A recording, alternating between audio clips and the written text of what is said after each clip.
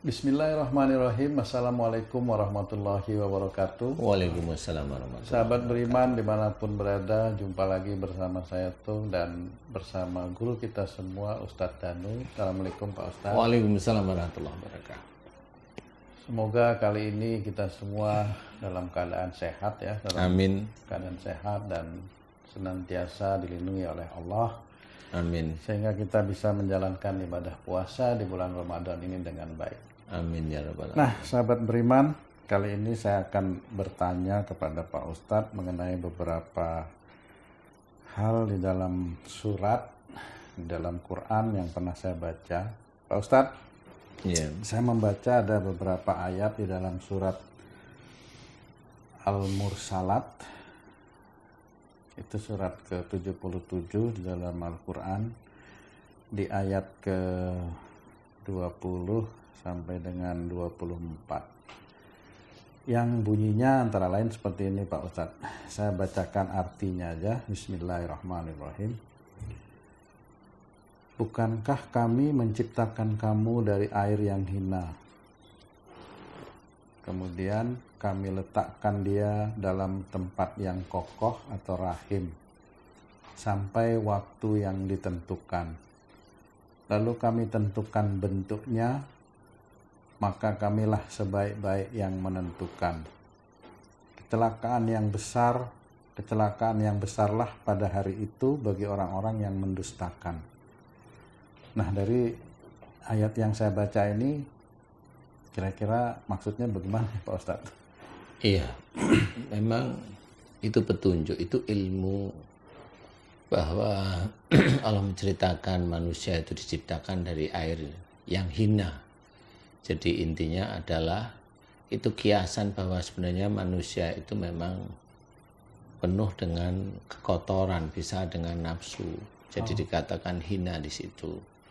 Kemudian ditaruh di rahim yang kokoh. Iya, betul Pak Ustadz. Ditaruh di rahim yang kokoh. Nah, pada saat ditaruh di rahim yang kokoh ini, itu sebenarnya kita harus berpikir bahwa Allah yang akan menjaga sesuatu yang ada dalam rahim itu, khususnya yang janin, ataupun ini yang diceritakan tentang janin, kemudian dibentuk oleh Allah dan juga para malaikat, jelas itu yang bentuk jelas Allah, tapi yang jelas itu juga ada malaikat pembentuk dari mulai istilahnya sel telur yang sudah dibuai, kemudian menuju ke arah darah, kemudian menuju ke arah janin. Itu kan embrio, kemudian mau janin. Dari embrio ini sendiri kan itu dibentuk terus menerus, dan itulah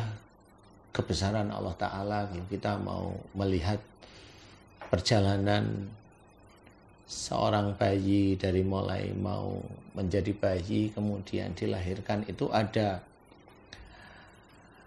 cerita bahwa di situ ada kekuasaan Allah, ada kebesaran Allah, bahwa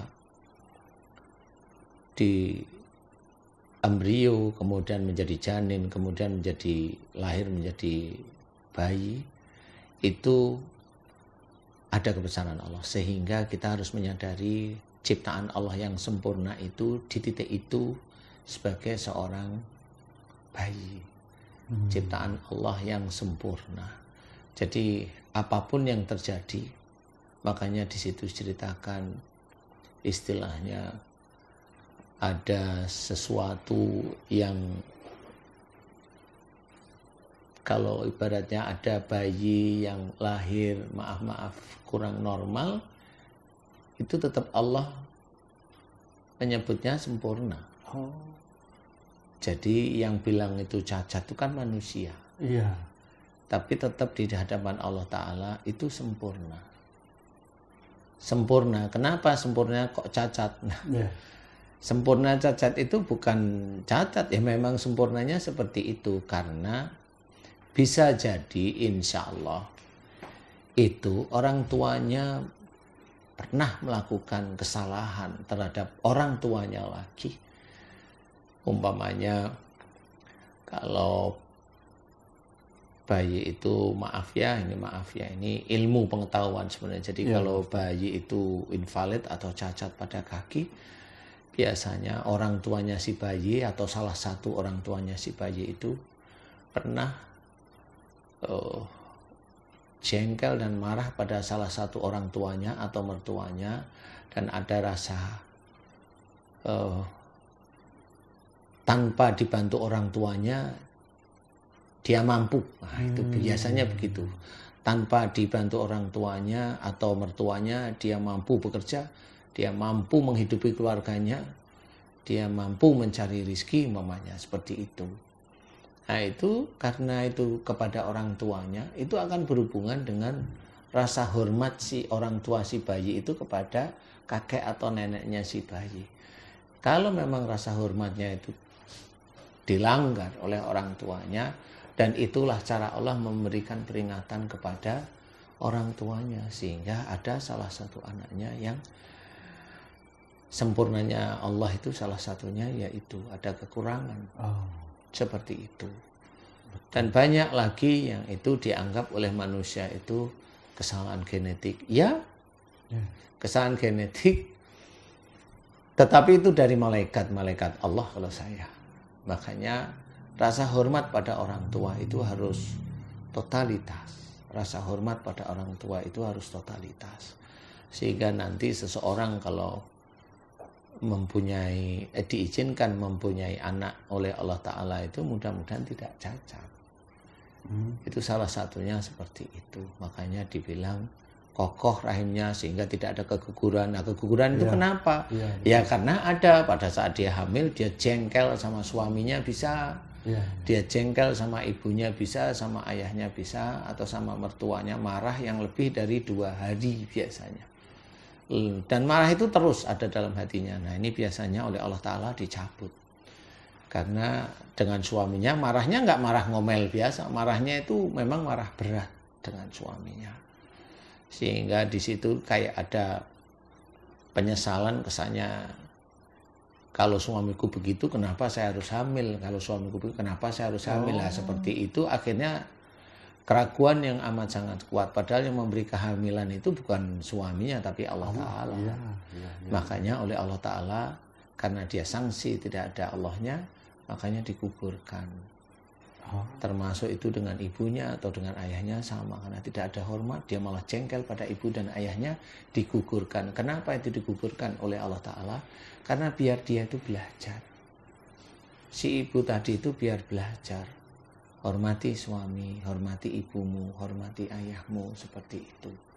Nah, kebanyakan orang-orang yang gugur janinnya itu memang gak mau belajar. Nah, inilah yang harus kita sadari, bahwa penciptaan Allah memang sangat sempurna. Jadi jangan menjelek-jelekan ciptaan Allah, nggak boleh. Itu ganteng, ya. Terus biasanya nanti buntutnya, kamu jelek, itu nggak bisa. Itu nggak boleh. Itu ganteng, ya ini sama gantengnya. Apapun bentuknya, itu yang terbaik.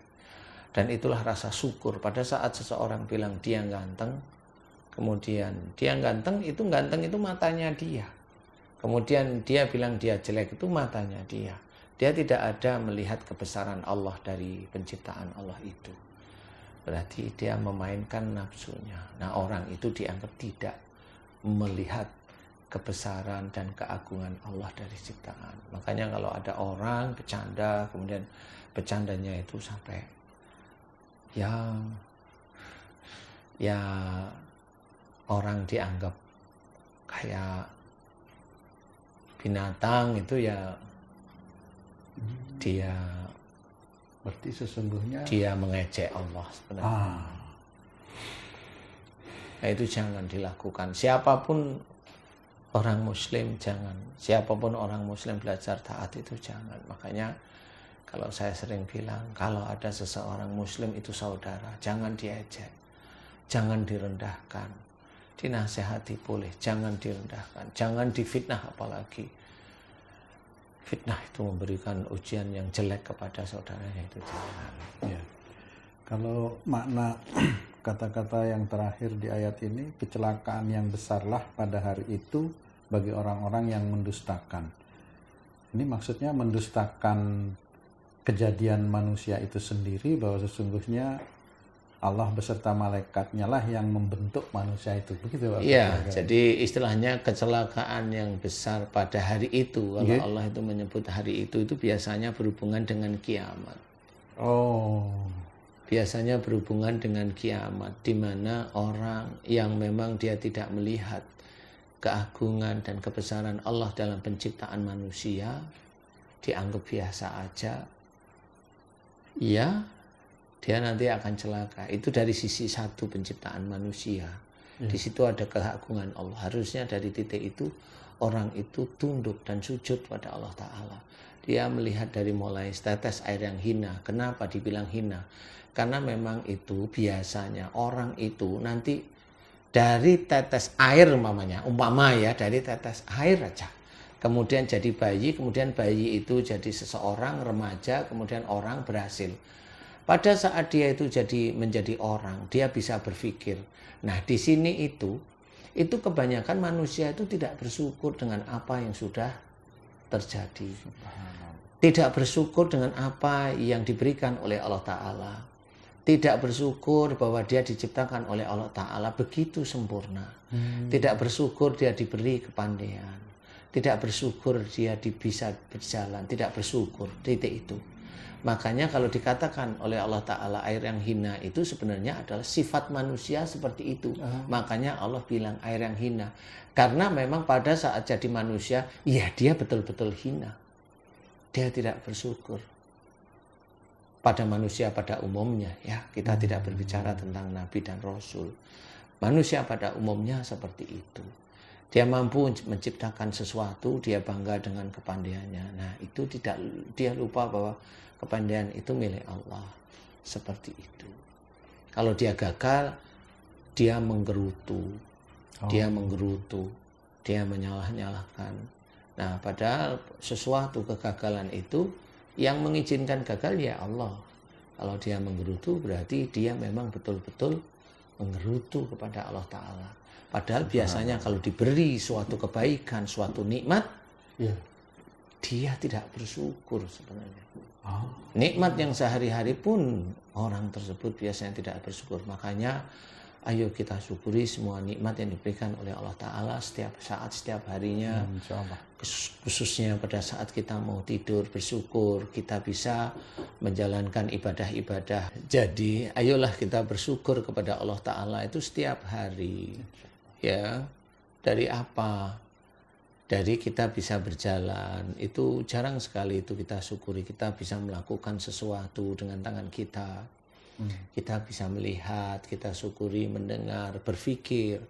Mau menentukan sesuatu pekerjaan itu kita bisa melihat, mendengar teman-teman bicara, berpikir, kemudian mencoba berbicara, mencoba mengarahkan pekerjaan itu ke suatu hal yang baik. Itu sebenarnya atas izin Allah Ta'ala semuanya. Dan cobalah kita bersyukur setiap malam mau tidur. Ya Allah, Alhamdulillah.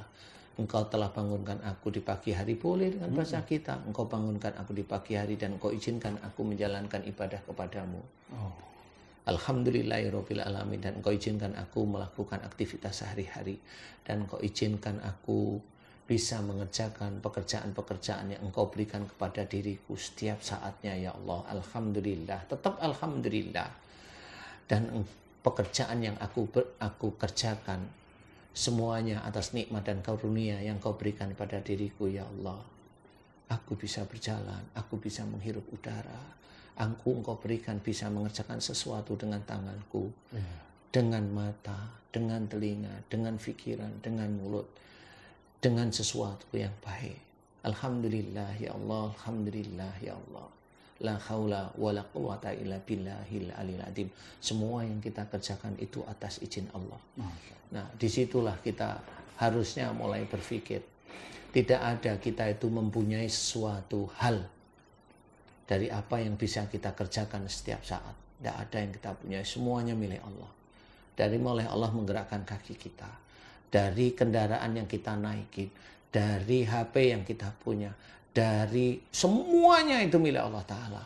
Makanya di situ adalah orang yang tidak pandai bersyukur. dia akan celaka nanti di suatu hari. Kalau Allah bilang di suatu hari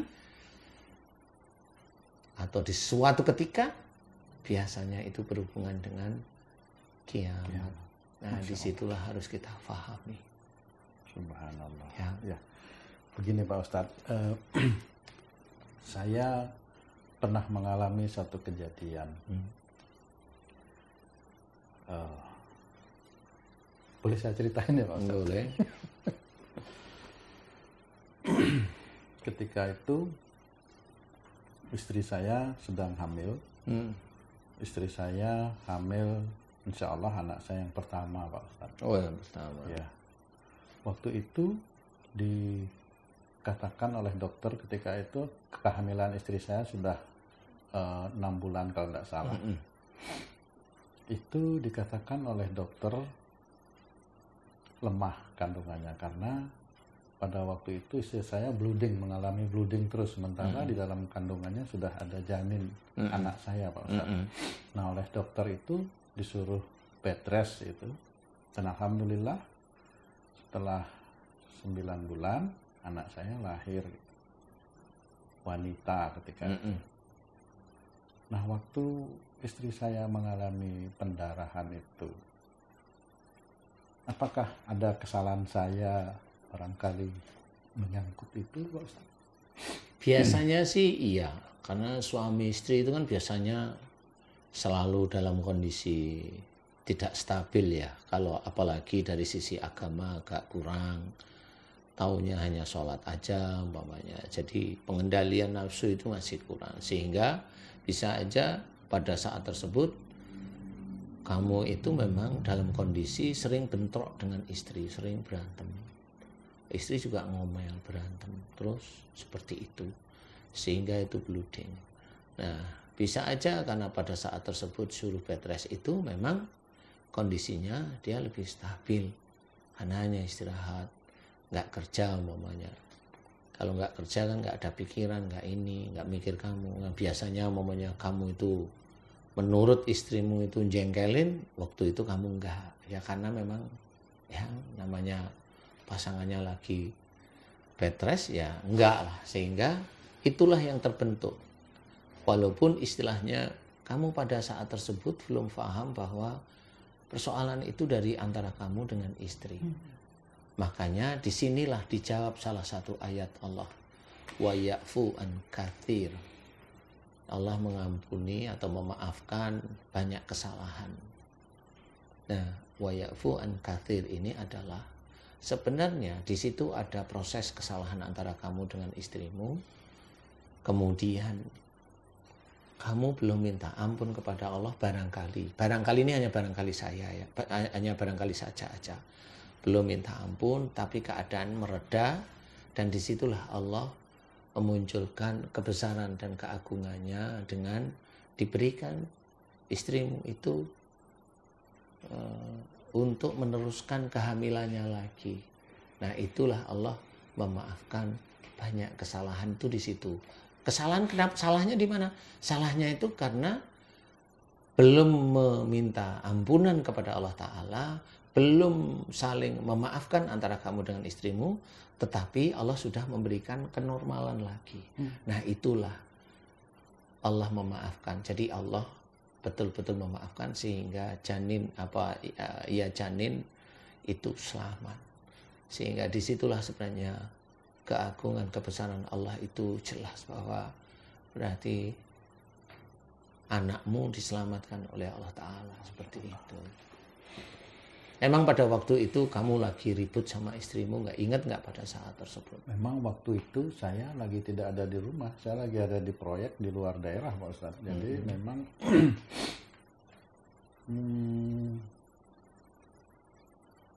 bisa jadi marah juga itu Pak Ustaz. Lupa. Ya, karena memang hanya itu yang biasa menjadikan bleeding itu hanya marah aja sih. Kali ya telepon atau apa, sehingga menyebabkan bentrokan kecil lah istilahnya, sehingga istrimu waktu itu bleeding. Ya normal lah itu ya. Tapi ya alhamdulillah sudah terlahir anak yang cantik ya. Ya sekarang sudah remaja Pak Ustadz. Tapi saya kok tidak pernah terpikirkan akan hal tersebut ya. Jadi Ya, apa yang harus saya lakukan sekarang Pak Ustadz? Ini sudah hampir 24 tahun yang lalu. Saya ya saling memaafkan dengan istri. Yang jelas itu kesalahan itu tetap ada catatannya di hadapan Allah Ta'ala. Dosa itu tidak akan terhapus kecuali orang itu bertobat, mohon ampunan kepada Allah Ta'ala. Di luar itu dosa itu tidak akan terhapus. Memang nantinya di yaumul kiamah, pada saat nanti dihisab, itu amal perbuatan baik seseorang itu akan mengurangi dosa-dosa seseorang. Tapi pada saat kita masih hidup di dunia ini, banyak-banyaklah mohon ampun, jelas kepada siapa kita berdosa harus jelas. Kalau kamu mohon ampun pada Allah Ta'ala jika sering bikin istrimu jengkel umpamanya, atau memang mulai bicarakan dengan istrimu mulai saat ini agar tidak sering berantem, dengan ngobrol dengan sungguh-sungguh istilahnya, berdua tanpa ada anak, biar nanti kamu bisa ngomong serius dengan istri, sehingga kalau ada sesuatu ya itu adanya hanya cuma dimusyawarahkan saja, jadi nggak dengan emosi seperti itu tuh. Baik Pak Ustadz, terima kasih. Insya Allah nanti akan saya mencoba untuk bicara dengan istri saya. Ya, dibangunlah ya kebersamaan yang baik karena Allah, dibicarakan yang baik karena memang itu menjadi sesuatu.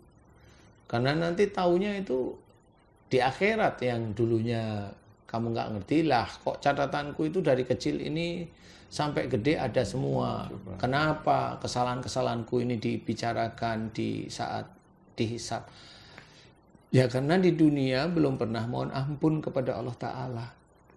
Belum pernah mohon ampun. Sakit aja nggak pernah mohon ampun. Kebanyakan orang-orang muslim seperti itu dianggap menggugurkan dosa langsung. Padahal untuk diampuni dosa itu harus mohon ampun kepada Allah Ta'ala. Dan tahapannya jelas. Orang tersebut harus minta ampun pada Allah Ta'ala, tobat. Kemudian harus memperbaiki perilaku yang tidak baik, harus diperbaiki. Kemudian memberikan nasihat kebenaran dari Quran. Itu jelas. Illal ladina tabu wa aslahu wa bayanu faulaika atubu alaihim. Di sini jawaban Allah, maka tobat mereka akan aku terima. Nah, persoalan waktunya kapan bukan berarti langsung sekarang tobat, kemudian melakukan perbaikan baru seminggu, kemudian ngobrol yang baik-baik seminggu atau 1 bulan terus tobatnya diterima. Allahu a'lam, kita nggak tahu. Tetapi sama, semua kalau itu dilakukan dengan istiqomah, teratur, terus, menerus, tanpa henti, nah itu baru dilihat oleh Allah Ta'ala. Jadi ada tahapan istilahnya untuk menuju tobat itu diterima. Insya Allah seperti itu. Ya, betul Pak Ustadz. Insya Allah akan saya lakukan. Terus begini Pak Ustadz, bagaimana halnya dengan ada beberapa teman saya itu juga yang mereka tadinya lama sekali tidak bisa punya keturunan dan akhirnya mereka melakukan bayi tabung itu Pak Ustadz. Iya. Bayi tabung itu dan berhasil melahirkan, dan kebanyakan mereka itu membanggakan dari hasil yang dia lakukan, yaitu bayi tabung itu sendiri. Bagaimana hubungannya dengan ayat ini Pak Ustadz? Iya. Jadi itulah kekeliruan kita sebagai manusia. Sebenarnya keberhasilan dari bayi tabung itu ilmu dari orang yang menemukan cara dengan cara tabung. Itu kan ilmunya mereka itu, yang punya otak mereka itu siapa yang punya otak? Allah. Ya Allah. Dan keberhasilan bayi tabung itu kan ya tetap Allah yang mengizinkan. Banyak kok teman-teman saya sendiri, termasuk orang-orang yang saya kenal itu, dia udah bayi tabung berhasil, kemudian dimasukkan di rahim, mati. berhasil dimasukkan rahim mati. Banyak sekali. Iya. Dan itu dari mana? Kalau dimasukkan rahim mati, kalau saya memikirkannya ringan. Saya tanya sama si istrinya, Mbak, kamu masih jengkel sama ayahmu? Hanya itu aja. Dia bilang, iya, minta maaf.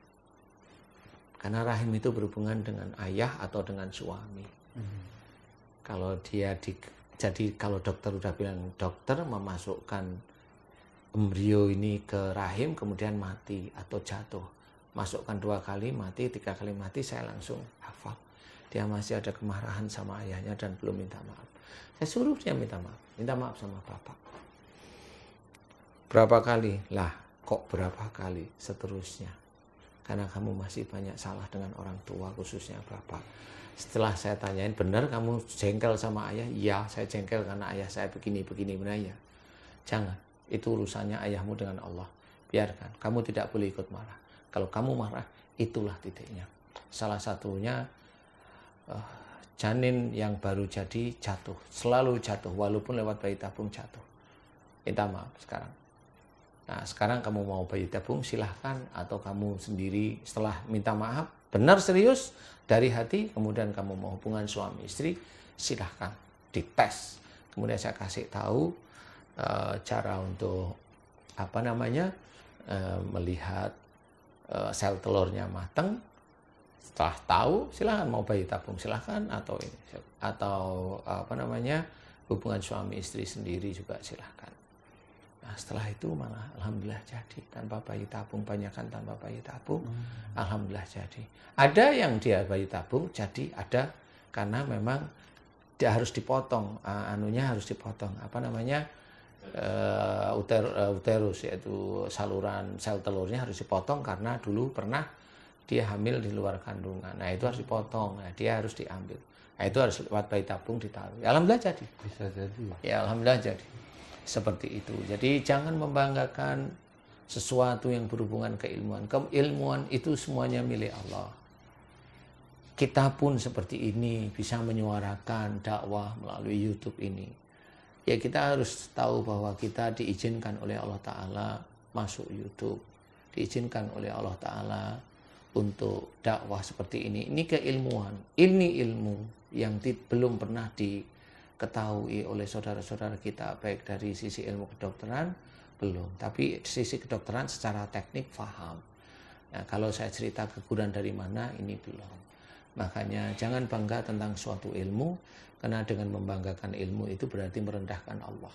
Masya Allah. Jadi jangan sampai apa saja ilmunya itu semuanya milik Allah. Jadi jangan banggakan ilmu, karena dengan membanggakan ilmu itu pasti itu merendahkan Allah. Apa saja. Apa saja. Membanggakan istrinya yang cantik itu hanya dilihat matanya. Dia tidak melihat siapa yang menciptakan istrinya yang cantik. Dan kalau dia membanggakan cantik, biasanya imannya kurang. Karena orang hanya melihat duniawinya. Makanya dia tidak melihat Allah, tapi dia melihat fisik. Dia melihat hanya dunia. Dunia itu hanya permainan. Dia tidak melihat Allah. Makanya di situ banyak sekali nanti kesengsaraan bagi orang-orang, khususnya yang Muslim ya. Nah, karena yang non-Muslim pasti langsung masuk neraka. Khususnya yang Muslim itu dia masuk neraka karena memang jarang sekali yang dia bersyukur tentang apa yang sudah terjadi. Baik dari penciptaan Allah tidak tahu, baik dari sisi akhlak tidak tahu, yang sangat berhubungan dengan kesehatan itu tidak tahu. Ada orang yang masa sakit dari marah. Dia bilang masa sakit dari marah. Pertanyaan saya, kalau saya boleh tanya, emang kamu meneliti? Saya pasti berani jawab, dia tidak akan meneliti. Karena dia hanya mengejek. Kalau saya, insya Allah saya meneliti. Satu persatu, dari mulai batuk, dari mulai pusing, pusing kiri, pusing kanan, pusing depan, pusing tengah, pusing belakang, itu saya teliti. Insya Allah, atas izin Allah Ta'ala semuanya jadi, sehingga ketemu apa persoalan. Sehari-hari itu bisa kita sesuaikan dengan akhlak apa yang kita salah di hadapan Allah Ta'ala. Akhlak yang tidak baik, seperti itu.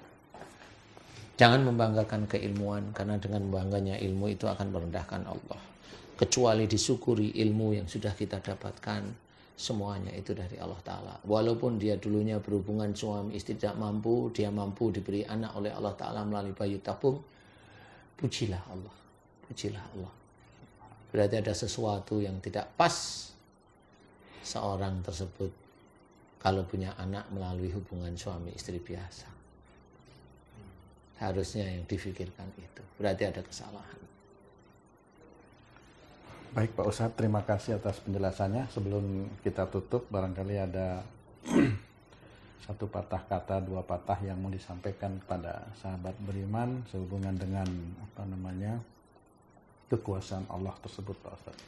Iya, memang kita bisa melihat kekuasaan Allah yang dekat itu yaitu dari tubuh kita. Kekuasaan, kebesaran, dan keagungan Allah itu dilihat dari tubuh kita sebenarnya. Seseorang yang mengagungkan Allah tidak hanya cuma melalui lisan dengan baca subhanallah atau zikrullah dengan baca subhanallah, tetapi dia memahami bahwa tangan itu bisa bergerak ini atas izin Allah. Seseorang yang dia diinfus apapun, dia geletak di rumah sakit, selama Allah belum mengizinkan dia sembuh, walaupun semuanya normal, dia tidak akan bisa bergerak.